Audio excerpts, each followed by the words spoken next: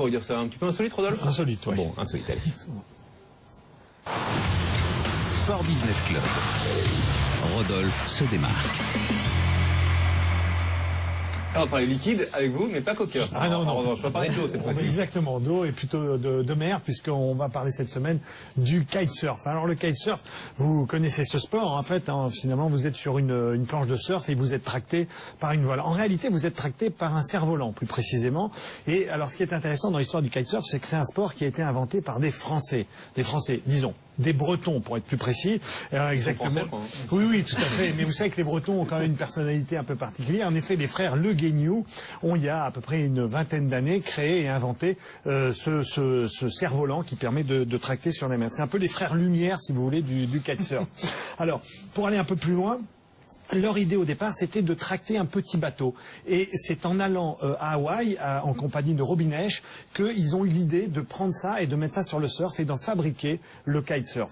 Alors aujourd'hui, c'est un sport extrêmement répandu, que vous pouvez retrouver sur les plages. Mais je voudrais vous parler du kitesurf et je voudrais vous parler du phénomène mondial du kitesurf, qui est Gisela Pulido. Pulido, c'est une Espagnole, jeune Espagnole qui a démarré le kitesurf à l'âge de 7 ans, d'accord, et qui, 3 ans plus tard, devenait championne du monde. Et sur les 15 dernières années, elle a été 12 fois championne du monde.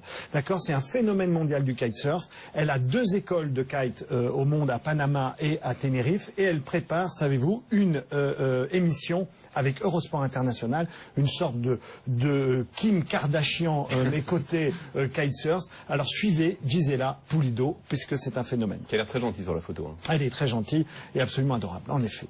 On aura compris ce que veut dire gentil du point de vue de David.